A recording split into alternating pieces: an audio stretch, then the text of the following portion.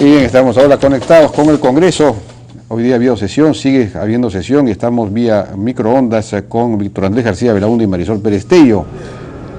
A ver si estamos conectados o no. ¿Cómo está? Buenas noches. Buenas noches, ¿qué tal? ¿Cómo están? ¿Cómo les va? ¿Qué tal, Muy Jaime? bien. ¿Qué tal? ¿Qué tal? Bueno, una primera pregunta tiene que ver con el tema del fiscal de la Nación. Se suponía que había un proyecto de ley para cambiar el sistema de elección de modo tal que fuera nombrado simplemente el de mayor antigüedad. Esto para prevenir, supongo yo, que fuese elegido el fiscal Ramos Heredia, quien, digamos, ha sido señalado por lo menos por Ricardo Uceda como un hombre vinculado a la red de protección de César Álvarez, el presidente regional de Ancash. ¿Qué nos pueden decir acerca de ese? Parece que este proyecto finalmente no va a prosperar. ¿Quién nos puede responder esta pregunta? Bueno, el proyecto en realidad es un proyecto mío. Yo presenté un proyecto igual, pero no solamente vinculado al Ministerio Público, sino también al Poder Judicial, el 2006, que fue rechazado en la Comisión de Justicia de aquella época. Luego presenté otro el 2010, que el 2011 quedó archivado cuando se cambió el Congreso, y el último que presenté, el tercero, fue en febrero, que ha quedado de alguna manera hoy día sin debatirse, pero no se trata solamente de cambiar al fiscal o un proyecto con nombre propio, no, porque es un proyecto para que la antigüedad vuelva a ser el instrumento de elección de los presidentes de las Cortes Superiores y Suprema de todo el país y de la Fiscalía de la Nación. No es un proyecto con nombre propio, es simplemente evitar que haya este tipo de pugnas al interior de estas instituciones, que al final el gran perjudicado termina siendo el litigante. Y este proyecto tiene la aprobación de la Corte Suprema, de la Fiscalía Suprema, ¿no? Nosotros no tenemos por qué consultar a la Corte Suprema si presentamos un proyecto en un sentido o en el otro. En todo caso, durante 150 años, el Perú, las Cortes Superiores y Suprema fueron elegidos sus presidentes a través del estricto orden de antigüedad. Y luego, cuando se separa el Ministerio Público de la Corte Suprema a raíz del año 80 de la Constitución del año 79, también se implementa este tipo de elección por orden de antigüedad, que se cambia el 97 con Fujimori para poder elegir a un fiscal de la Nación cercano al régimen. Esa es la historia. Y durante los años que se eligieron a estos personajes importantes a través del sistema de estricto orden de antigüedad, no hubo nunca problemas. Ni pujas, ni comparasgos, ni componendas, ni ningún tipo de arreglos para poder elegir a uno o al otro. Ahora me dicen que ¿Perdón? los fujimoristas habrían retirado sus firmas, es decir, no se va a discutir ya este proyecto. Lamentablemente han retirado sus firmas el fujimorismo, extrañamente, y Solidaridad Nacional también extrañamente. No sé si eso tenga algo que ver con el señor Álvarez. Ah, caramba. O sea que ya prácticamente no se va a poder discutir. No, sí. Bueno, aquí está Marisol, que puede decirlo. En todo caso, se puede ver la próxima semana. ¿Quieres que se pueda ver este proyecto o ya no? Lo interesante hubiera sido que se viera el día de hoy, ¿no? Porque permitía resolver un problema que estamos enfrentando en una institución que es importante, pero además le daba predictibilidad a la elección, que es el propósito del proyecto. O sea, si un Poder Judicial, una Fiscalía, un órgano que administra justicia no es independiente ni imparcial, sus resoluciones tampoco van a ser. Y ese es el problema de fondo. Un tema, Marisol, un tema vinculado a este asunto del Poder Judicial. Hay esta huelga que está en marcha, esta huelga de los trabajadores judiciales, los auxiliares judiciales, etcétera. Y entiendo que ellos rechazan incorporarse a la ley del servicio civil y por lo tanto estarían pidiendo una ley de carrera judicial del trabajador judicial o algo parecido. No sé si en la Comisión de Justicia se está viendo ese tema. Sí, eso también se ha tocado el día de hoy. O sea, esos son los dos temas que se han visto básicamente detrás del debate que estaba llevándose a cabo en el Pleno. En el primer caso, el retiro de las firmas de parte del Fujimorismo y de Solidaridad, que ellos tendrán que explicar. Yo la verdad no entiendo la razón. En nuestro caso no lo firmamos porque nuestra bancada procura no exonerar proyectos. es un tema que de verdad a mí me sorprende, me llama la atención y creo que la Fiscalía tiene que solucionar el tema inmediatamente. Y en el tema judicial, lo que se está haciendo es plantear una alternativa en la cual se copie el modelo de servir, pero para una institución al interior del Poder Judicial para respetar precisamente su independencia. Es decir, que los procesos dentro del Poder Judicial los maneja el Poder Judicial. Por la misma razón por la cual se excluyó de servir al Congreso de la República. Eso no significa que no exista un proceso similar, con autoridades por supuesto al interior de ese poder del Estado, que repiten la lógica del proyecto de servir. Es decir, ¿eso se va a aprobar, eso se va a aprobar hoy día o ya está listo ese proyecto, está en elaboración? No, el Pleno ya digamos, hoy día terminó minutos antes de que nosotros entráramos al aire, pero no se ha debatido ni uno ni el otro. Esa es la alternativa que se está buscando, primero para terminar con una huelga que no le hace bien al país, para buscar una solución a un reclamo justo, el reclamo de independencia de los poderes del Estado y de alguna manera la dependencia en un tema como servir podría generar la misma ambigüedad que genera ahora un tema grande como el de fiscal a nivel muy chico, que es el primer administrador de justicia. Toda la muerte de Nolasco y todo lo que ha pasado en Ancash está sin investigar precisamente porque nadie confía en que quienes tuvieron a su cargo la investigación, el procesamiento y la sanción lo hicieron, y los cambios de uno y otro, que además se le atribuyen a que podría ser el próximo fiscal, dejan mucho que desear. Por eso predictibilidad para eliminar politización por un lado, pero también eliminar el riesgo de corrupción nos parece que es indispensable y ese proyecto apunta a eso. El tema es que claro, pisa callos porque hay seguramente intereses subalternos que podrían estarse moviendo y eso es lo que hay que evitar. Con la ley esas cosas desaparecen. ¿Y cuál sería el interés del fujimorismo en este tema? ¿Está vinculado a César Álvarez? Parece raro, ¿no?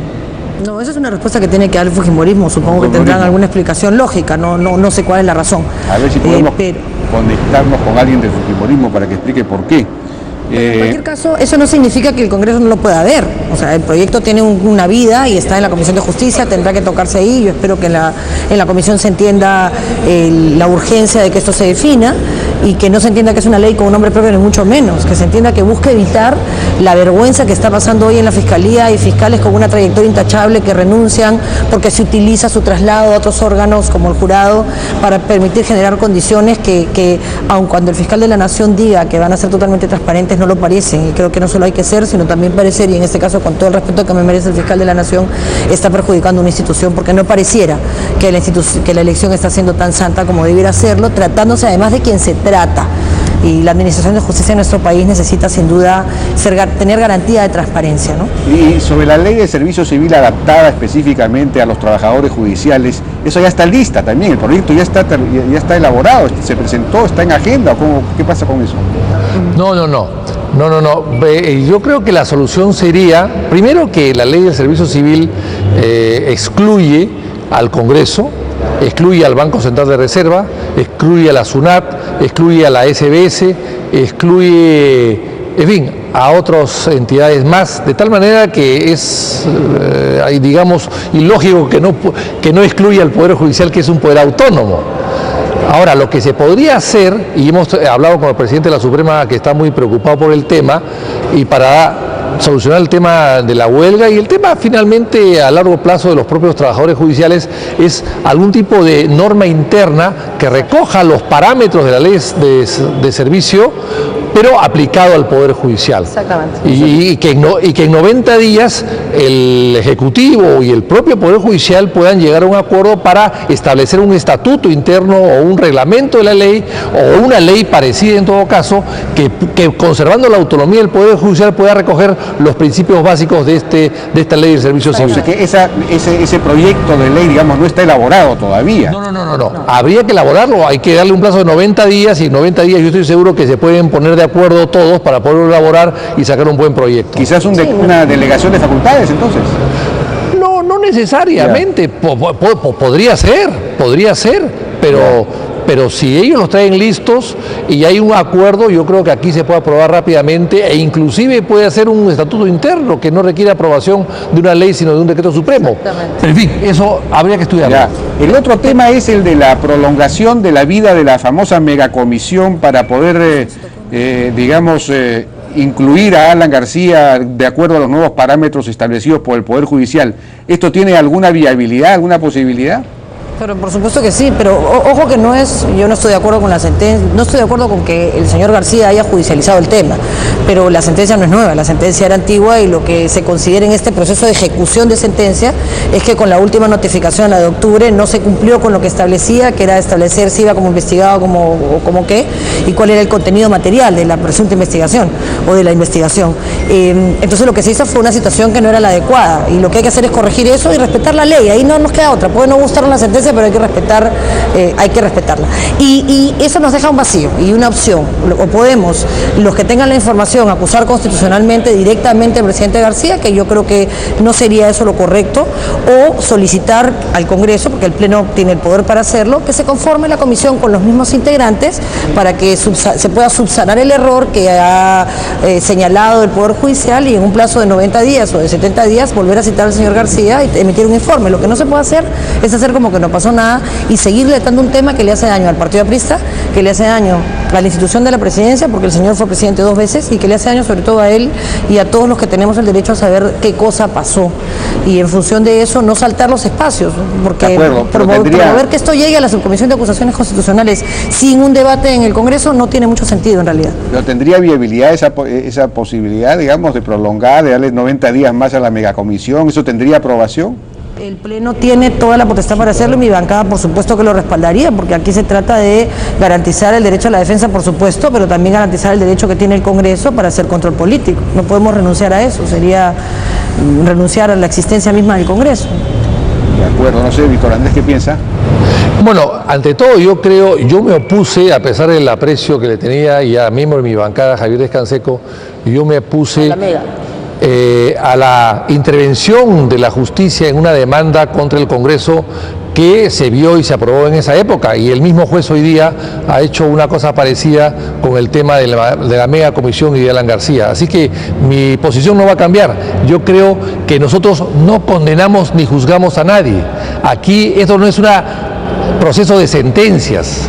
Aquí es una investigación que reúne indicios y que luego lo manda al Poder Judicial. Nosotros no tenemos mandato imperativo. De acuerdo, pero lo que se está planteando no es una acusación penal, sino una infracción constitucional, y la sanción frente a eso sería la inhabilitación, o sea que podría no pasar por el Poder Judicial. Mejor lo de... ¿Sí? Bueno, eso es lo que aparentemente podría conducirlo, pero no es exacto. Yo quisiera que Marisol, que está acá, que ha manejado eso bien, lo pueda explicar mejor. Sino acá se han confundido las cosas. La inhabilitación no la podría hacer directamente el Pleno si no pasa previamente por una acusación constitucional. Es decir, el Pleno no puede aprobar acusar constitucionalmente, porque es una prerrogativa individual. O sea, un congresista, hoy día cualquier congresista podría acusar constitucionalmente al expresidente García por cualquiera de los hechos que se investigaron, individualmente, si tiene por supuesto las pruebas, si hay alguna base. Y es la acusación constitucional, igual que en casos anteriores, cuando fue presidente Víctor Andrés, tiene un proceso que es muy corto y que podría, de probarse por supuesto una infracción constitucional, acarrear la inhabilitación. Eso es así. Eso significa que eso no tiene que pasar por el Poder Judicial, pues. Por supuesto que no, pero por supuesto que no. El proceso de investigación de esta megacomisión o de cualquier otra no termina en una inhabilitación. Termina en decir, oigan, acá hay presunción de delitos, investigue, señor Poder Judicial, levante inmunidad cuando procede, o voy a acusar constitucionalmente, o recomendamos que se acuse constitucionalmente. ¿Habría temperamento para inhabilitar a Alan García en el Congreso? Yo creo que la ley es la ley. Yo no voy a inhabilitar políticamente a nadie para sacarlo de carrera. Pero sí, pues, si hay fundamento, como lo hubo en otro caso aquí, que lamentablemente no consiguió los votos, yo creo que el país no tiene por qué tener como autoridades a personas que no dan la talla. Ahora, eso lo haré, no puedo adelantar opinión porque además soy miembro de la subcomisión, cuando vea los papeles y vea las pruebas. Claro. Pero evitar que eso llegue, sí me parece que no es sano y que no es bueno para el presidente García, para el expresidente García. Y algo más para añadir, para completar. La inhabilitación es muy difícil, muy complicada, y ella ha explicado el proceso, pero además hay mucha gente que en el camino no puede votar ya, porque han participado en la comisión, porque son miembros de la subcomisión, etcétera. O sea que la votación se hace más complicada cuanto más avance la acusación. Sí, porque se necesitan los 2 tercios, ¿no? Exactamente. Bien. Así que yo creo que eso es bien difícil que pueda suceder. De acuerdo. Bien, muchísimas gracias a nuestros dos invitados que han sido muy claros y nos han explicado y aclarado una serie de temas. Muchas gracias a Marisol Pérez Tello y a Víctor Andrés García Belaúnde.